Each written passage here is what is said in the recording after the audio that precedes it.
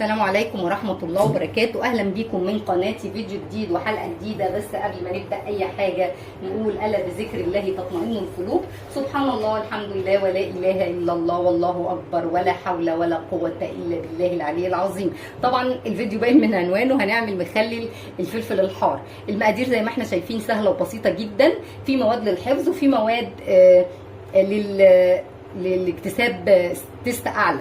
يعني مثلا الفلفل ده الاكتساب فلفل اعلى، تيست اعلى. البابريكا برضو نفس الموضوع، لكن بقى المواد بتاعه الحفظ اللي هي السكر والليمون والقرنفل وحبه البركه دي مفيده طبعا من كل، يعني فيها شفاء من كل داء. انا جايبه 3 كيلو فلفل. طبعا الكميه اللي انت حباها حسب اعداد افراد اسرتك يعني، او حسب ما انت بتحبي. على كل كيلو فلفل بياخد رتل ميه، بياخد 5 معالق ملح. طبعا الملح مكون رئيسي. هنركن ده دلوقتي كده، هنعمل المحلول بتاعنا مع بعض. هنحط الحاجات دي كلها كده، بسم الله.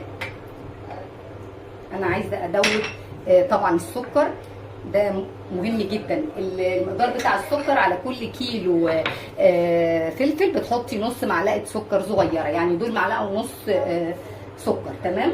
حبه البركه طبعا معلقه. بالنسبه لطرنشات الليمون دي انا هحطها في البرطمان. احنا كده حطينا كل المكونات معانا، فاضل بقى الملح. واحنا قلنا 3 كيلو يعني 15 معلقه ملح هرميه كده.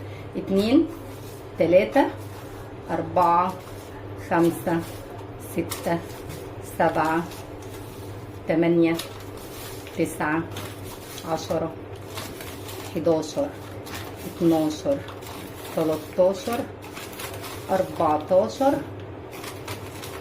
15. تمام.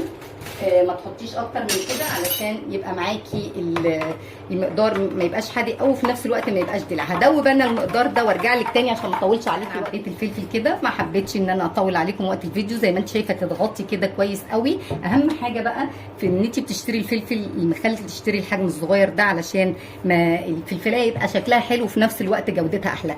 انا حطيت طرنشات ليمون الحبه الاخاره دول على الوش علشان بيعملوا لي طبقه برده حاميه، ما تخليش الفلفل يكون معايا عفن. في نفس الوقت بقى عايزه اقول لك على حاجه، ما تحطيش خل، عشان الخل ده بيخلي الفلفل يستوي بسرعه. احنا مش عايزينه يستوي بسرعه، احنا عايزين الفلفل ياخد وقته. ده هفتح عليه بعد اسبوع هتكون الفلفل معايا بسم الله ما شاء الله. في نفس الوقت ما تقلليش مقدار الملح علشان الملح معاكي يبقى كويس. تمام، عشان الفلفل ما يتهريش.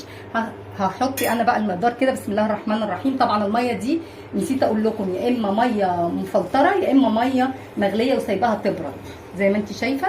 طبعا انا هحتاج ميه تاني، انا حبيت ان انا اوريكي. هكمل انا بقى المقدار وارجع لك تاني، خليكي معايا. زي ما احنا شايفين كده البرطمان خلاص. بصوا مفيش فلفل عايم. اهم حاجه دي خطوه رئيسيه، ان انت تضغطي على الفلفل، ما تخليش حاجه عايمه خالص، ما تمديش ايدك تاني. اخر حاجه بقى معلقه كركم على الوش كده، دي هتدي لي لون اصفر للفلفل، وهتخلي يعني المنظر بتاعه جميل جدا. ما تمديش ايدك فيه بقى تاني خلاص. زي ما قلت لك الميه يا اما يعني مغليه وسايباها تبرد. تمام. انا طبعا حاطه الفوطه هنا علشان مفيش ميه تقع، بس هي خلاص انا المقدار هنا كويس جدا. طبعا اهم حاجه خطوه للحفظ مهمه جدا، ان انت تقفلي الهواء، ما تخليش فيه هواء يدخل. هنجيب كيس بلاستيك كده. تمام. زي ما انت شايفه بصي انا بضغط عليه ازاي لو انت ملاحظه، علشان الهواء بتاعه ما يبقاش فيه هواء خالص. تمام. وبحط الغطا بتاعي كده زي ما قلت لك. بس كده هتسيبيه اسبوع، ومش هصور يعني مش هنزل الفيديو الا لما الفلفل يستوي علشان تشوفي المنظر بتاعه النهائي. اتمنى ان شاء الله ان الوصفه تنال اعجابكم، ولايك وشير وسبسكرايب للقناه. واهم من ده كله دعوه منكم بظهر الغيب ليا ولكل مريض يتالم. تمام. هنعمل ايه بقى؟ حاجه كده بصي زي ما انت شايفه كده. بصي الحركه دي ليه؟ علشان تخلي كل المكونات تنزل فيه. الكركم بصي مفيش حاجه عامت على الوش ازاي، ده نتيجه ان انا ضغطاه كويس هنا.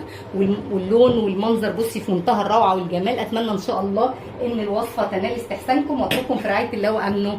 انتظروني بقى لما الفلفل يتخلل ارجع لكم واوريكم شكله يعني كده. ده منظر الفلفل بعد ما اتخلل. انا قلت لكم ان انا مش هشير الفيديو الا لما يطلع منظر الفلفل النهائي. بصوا قرن الفلفل ماسك نفسه ازاي، مش مهري ولا اي حاجه، ولونه كهرمان وجميل ازاي. اللي اتمنى ان شاء الله ان انتم تجربوا الوصفه بكل التكات وكل مقادير الملح والطريقه بالظبط. ولايك وشير وسبسكرايب للقناه. سلام عليكم.